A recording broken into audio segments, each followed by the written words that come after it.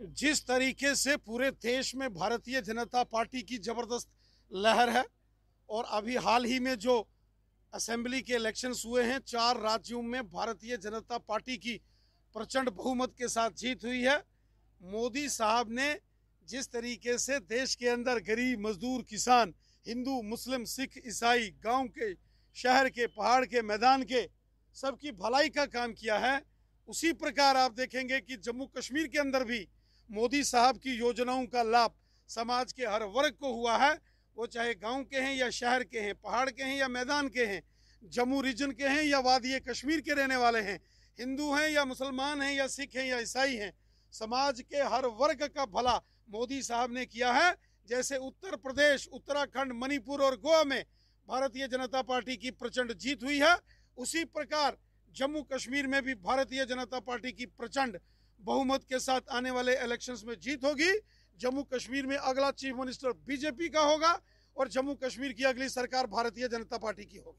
विकास का मुद्दा ही सामने रहेगा या कुछ और भी रहेगा? जो डेवलपमेंट की है मोदी साहब ने, सबका साथ, सबका विकास और सबका विश्वास, जो मोदी साहब ने लोगों का विश्वास जीता है अपने काम द्वारा, वही हमारा एजेंडा है, वही हमारा मिशन है। सर, हम देख रहे हैं कि 32 साल के बाद एक फिल्म रिलीज हुई है कश्मीर फाइल्स, और प्रधानमंत्री ने भी उसका काफी संज्ञान लिया है और तारीफ भी की है कि 32 साल बाद शायद हमारे कुछ लोगों को इंसाफ मिलने जा रहा है। क्या कहते हैं? देखिए, मुझे तो फिल्म देखने का शौक है नहीं, ना कोई टाइम मिलता है, ना ही मैंने देखी है। जब कभी टाइम मिलेगा तो देखूंगा। फिर भी क्या कहते हैं, जैसे प्रधानमंत्री मैंने नहीं देखी है। यकीनन जैसे मैंने सुना है कि बहुत रियलिटीज के ऊपर आधारित, सत्य और तथ्यों के ऊपर आधारित इस फिल्म का निर्माण किया गया है और मुझे ये लगता है कि जिस प्रकार से इसका पब्लिक से रेस्पॉन्स आ रहा है, जमीन से जुड़ी हुई बातों को, उस दौर के घटनाक्रम को इस फिल्म में दर्शाया गया है और अगर मुझे समय मिला तो मैं भी जरूर देखूंगा। कहा जा रहा है कि 32 साल पहले आज तक एक भी एफआईआर, एक भी जुडिशियल प्रोब, एक भी सीबीआई, कुछ भी नहीं हुआ है उस मसले में। चलिए, बहुत सारे मामलों में कार्रवाई हुई भी है और यासीन मलिक जैसे लोग जो हैं आज भी तिहाड़ जेल के अंदर हैं। बहुत सारे लोगों को कानून ने सजा भी दी है।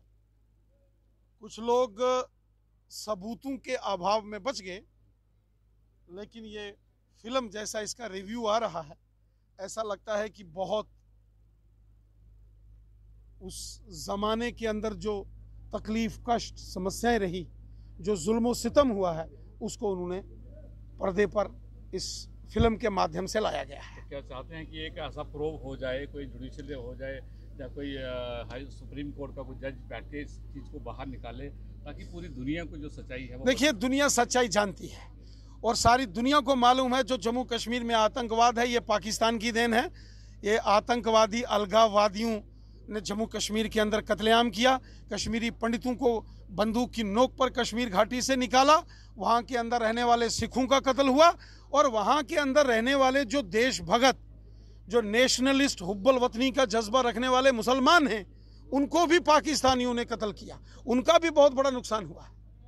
तो सर, इस समय आज हम देख रहे हैं कि पंजाब में नया चीफ मिनिस्टर आम आदमी पार्टी का आ गया, जम्मू कश्मीर में भी आपको नया मिलेगा। जी।